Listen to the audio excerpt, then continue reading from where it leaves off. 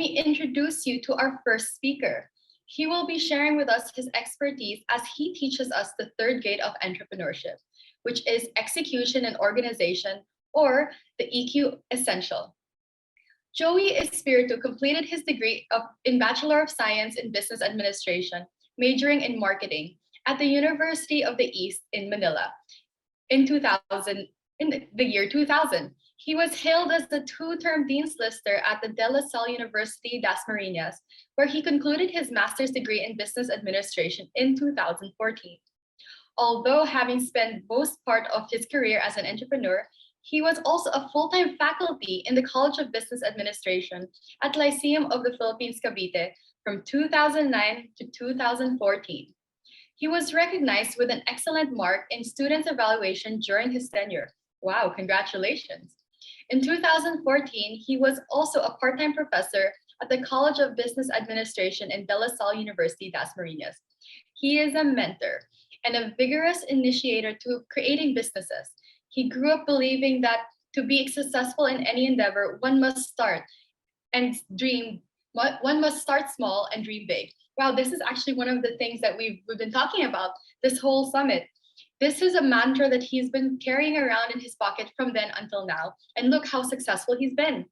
Joey is also the founder and owner of numerous businesses such as 621 Food Chow, the supplier of the country's best known and fast moving consumer goods, TentKing, tent rentals that continue to cater to the events industry for a well-covered outside event, For Rent, which are sales and rentals of event chairs, and Manang Ace, catering service, a full catering service company.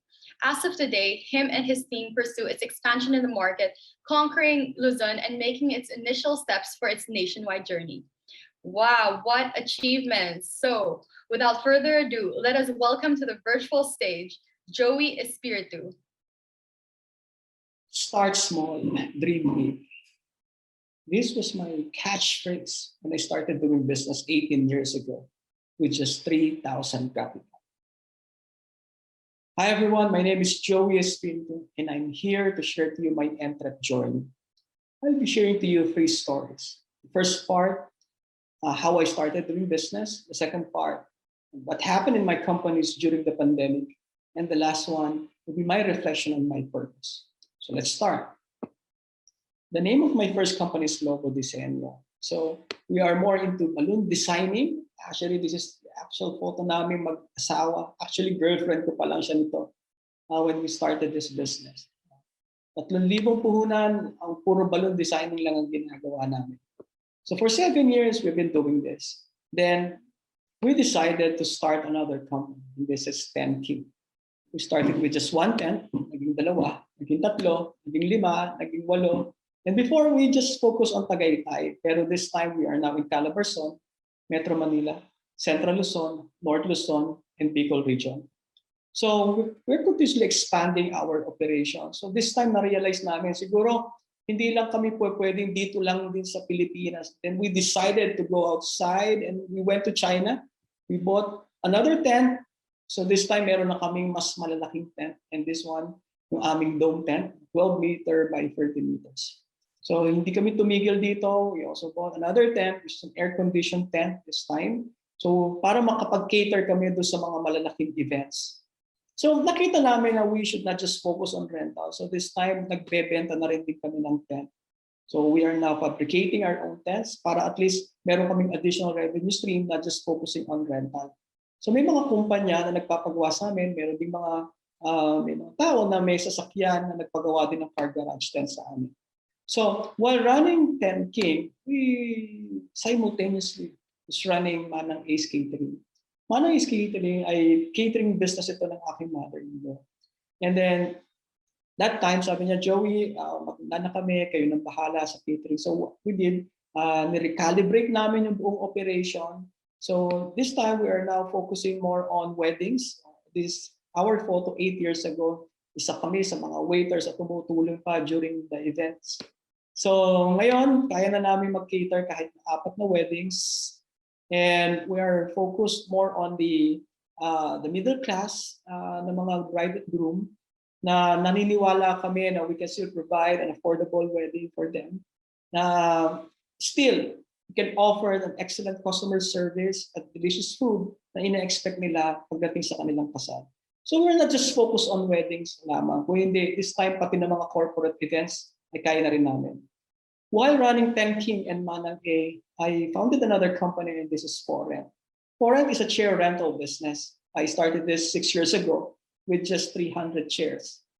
After 6 years, we now have more than 4,500 chairs. We have rustic folding chairs, Tiffany chairs, white folding chairs, crossback chairs, crystal chairs, white resin folding chairs. We also have yung iba't ibang mga events din, kasal ni Ai de las Alas event, ni Rochelle Pangilinan. And this time, we are not just offering na mga pang-renta lang. This time, we're producing our own chairs and started selling chairs in different companies na rin. So we're producing mga Tiffany chairs at mga crossback chairs. We're also producing din yung mga rustic folding chairs. Now, while running TentKing, Manang A, and For Rent, di pa rin ako tumigil. I decided to start another company, and this is Chow. Chow is a small restaurant business in Silang. So this was doing good. Daming customers, they love the food. Then we started nagde-deliver na rin kami sa iba't ibang mga areas. And we also focus on events kasi may mga events na kung saan yung mga suppliers, we have yung tinatawag na crew meal. So may mga cases na kami yung caterer, kami yung tent supplier, kami rin yung upuan sa ceremony area. Even the food ng mga suppliers, kami rin yung nagpo-provide. The business was doing really great for past 8 or more than 10 years. However, biglang dumating yung challenges na hindi natin kayang tigilan. Tumutok ang taal, tinamaan ang aming negosyo, simply because malapit kami sa Tagaytay. Mostly ng events namin ay doon nangyayari.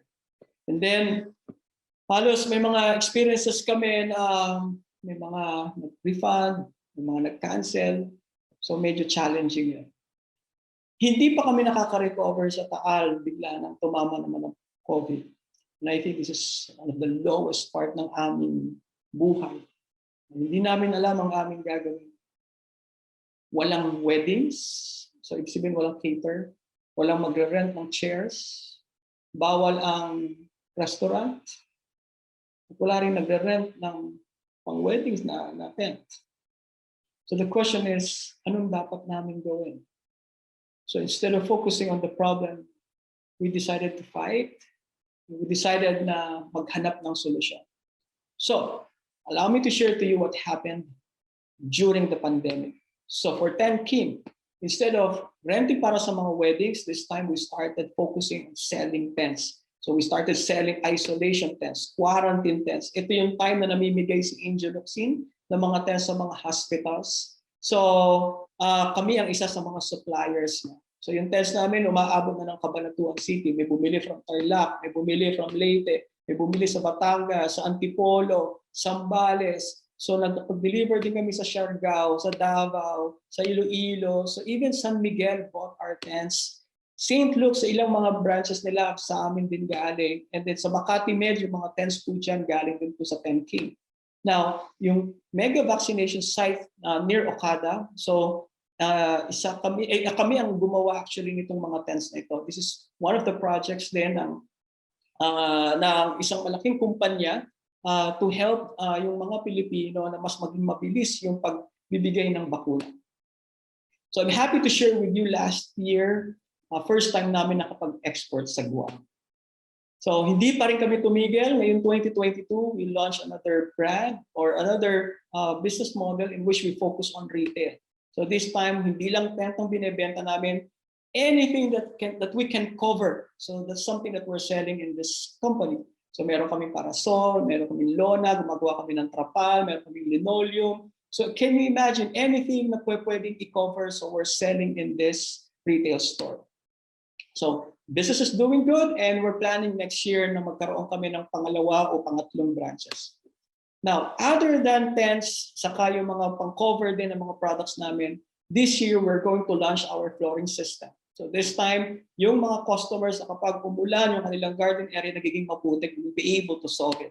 And I'm happy to share with you this year, we're also going to launch yung aming aircon rental business. So it is all interconnected with our tent kasi may mga cases na may mga clients na naghahanap ng tent, na tent with aircon. So I'm done with TentKing. Actually, during the pandemic, our sales went up. We did great. And actually, mas lalong gumanda pa yung performance namin during the pandemic. Now, let's move to Food Chow. Food Chow ay restaurant, bawal mag-open. The question this time is, anong ginawa namin? Ginawa namin, we pivot. So we applied as an exclusive distributor for Mont Basic.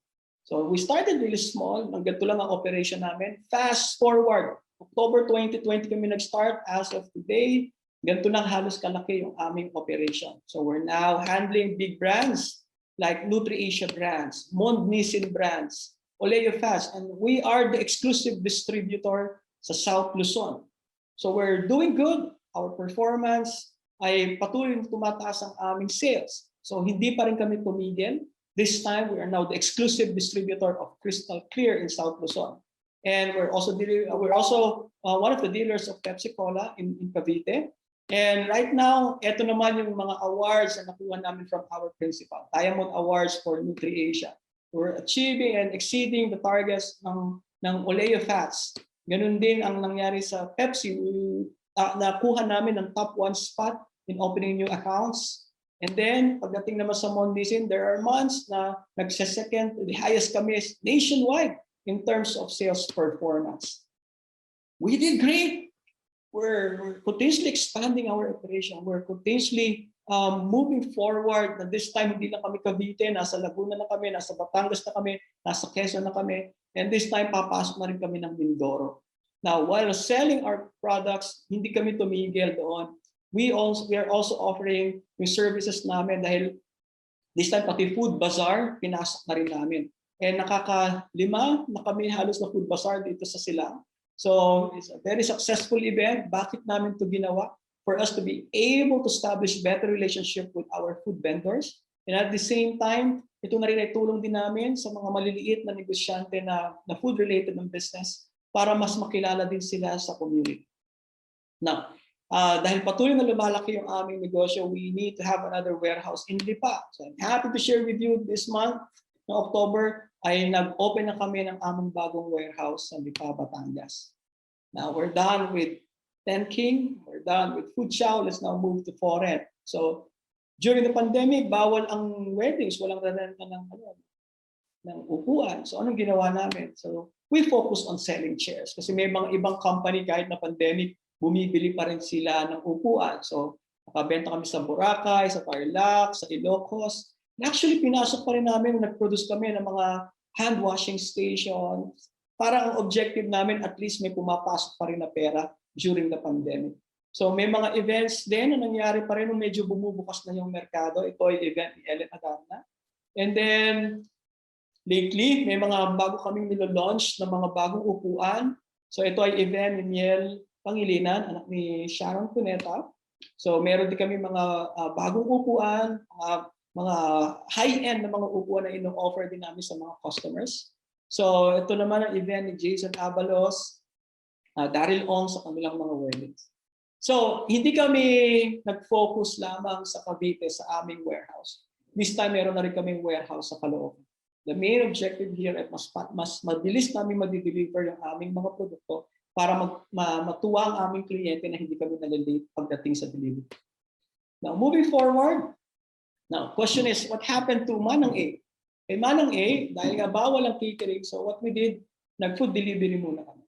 Okay? So, dyan lahat ng mga empleyado ko, dyan muna kami nakafocus. So, for how many months, yan lang ang aming nagiging source of income. Then, unti-unti, nung bumubukas na yung merkado, nakakapag-cater namin pa isa-isa. And I'm happy to share with you, events are back and we now have bookings from October, November, December hanggang next year ay meron na kaming mga advanced booking. So Manang is doing good right now and actually meron kaming mga food tasting na nangyari na sa past few months at meron kaming mga susunod na mga food tasting pa sa mga susunod na buwan. Now, I'm just so happy to share with you na during the pandemic we're able to survive. We're able to move fast. But the question is, what's my reflection in terms of my purpose?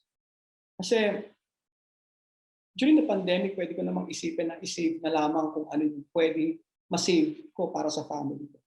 But then I realized, sabi ko nga, this pandemic will end. What you did to your employees is something that they will never forget. But actually, I was not just focusing on my employees. I took the chance of making a difference also sa ibang tao. Ang ginawa namin during the Taal eruption, we decided to help din yung mga tinamaan. So, nagbigay kami ng food, nagbigay kami ng mga damit, tumulong kami doon sa mga kababayan natin during that time. So, hindi lang to sa during the Taal eruption period, even during the pandemic, may mga empleyado kami na nawalan ng trabaho. So, what we did ay namimigay kami ng mga grocery para sumuport din sa kanila. Hindi lang isang beses, hindi lang dalawa. As far as I can remember, mga 3-4 na beses kami tumulong sa aming mga empleyado. So, hindi lang limited sa aming employees, we started helping our community kahit na in pain din kami during that time, but we decided to seek help kung anong kaya lang namin maitulong sa ating community. The question is, what did I learn from these experiences? This is what I felt during the pandemic. I felt demoralized. I was afraid. I was afraid for the future of my children, the future of my employees. I was afraid for my company na sa tagal ng panahon pinaghirapan namin. Nakita ko nung time na yon, nagsisimula pa lang ang COVID, sabi ko mukhang pag-close kami.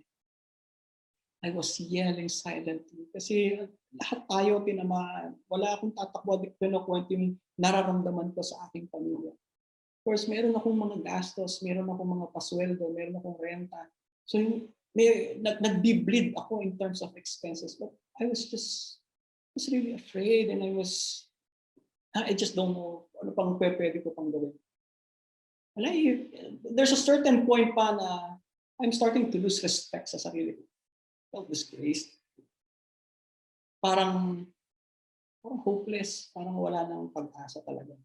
At parang nung time na yon ay unti-unti na akong nawawalan ng respeto sa sarili.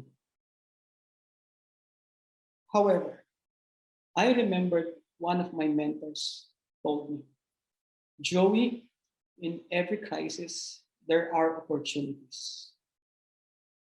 Dahil dito sa quote na to, hindi ako sumuko. And this negative emotion was able to convert it from being demoralized, naging driven lalo ako sa pagiging afraid ko, naging agile ako, yelling silently, I surrendered everything to my Yahweh. And doon sa time na nawawalan ako ng respeto sa sarili ko, I chose to do what is right. And that is fighting for my employees, fighting for this company who will be able to survive itong pandemic na ito. A lot of negative emotion ang naramdaman ko during that time. And itong emotion na to, ginamit ko to identify opportunities. At dahil doon sa opportunities na yon, ang nakikita ko lang noong time na yon ay tungkol lamang sa business. But in reality, I realized it's not just about business. I learned something about my emotion. I was able to improve my emotional quotient. I was able to understand my strengths and weaknesses too.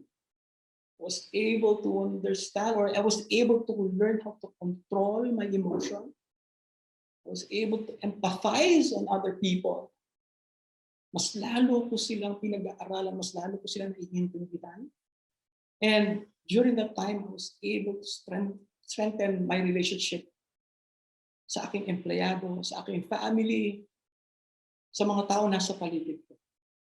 At doon ko na-realize na hindi lang ito tungkol sa business. My emotional quotient improved. And because of this, na mas naging clear sa akin lalo yung purpose ko. Yung purpose ko is not just about my dreams, but my dreams for my employees.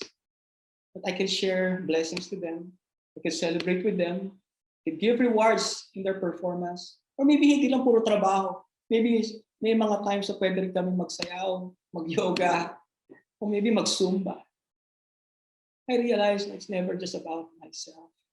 It's about making a difference also by helping someone to become a leader also. So I was able to identify some individuals na pwedeng maging leader ng aking company. And then may mga celebration kami para naman hindi puro trabaho lang. I was not just focused lamang dapat sa aking mga empleyado. I realized my purpose that I should share this experience to some students or maybe for some na gusto rin mag-negosyo someday. And the most important part of this story is being a blessing to my family, to my children, to my wife. But I realized, and I continuously teach my children that the best strategy in business is love. You love God, you love your family, you love yourself, you love your employees, you love your customers, all stakeholders. Hindi ka mawawala.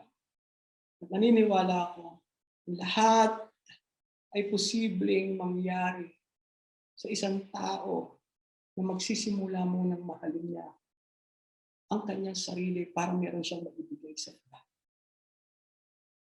The best part of this story is that I was not moved just focusing on my dreams. I was moved from this experience of making a difference on the lives of other people. So now I'm challenging you everyone. Start small, you dream big, and you move fast. Thank you everyone. God bless you.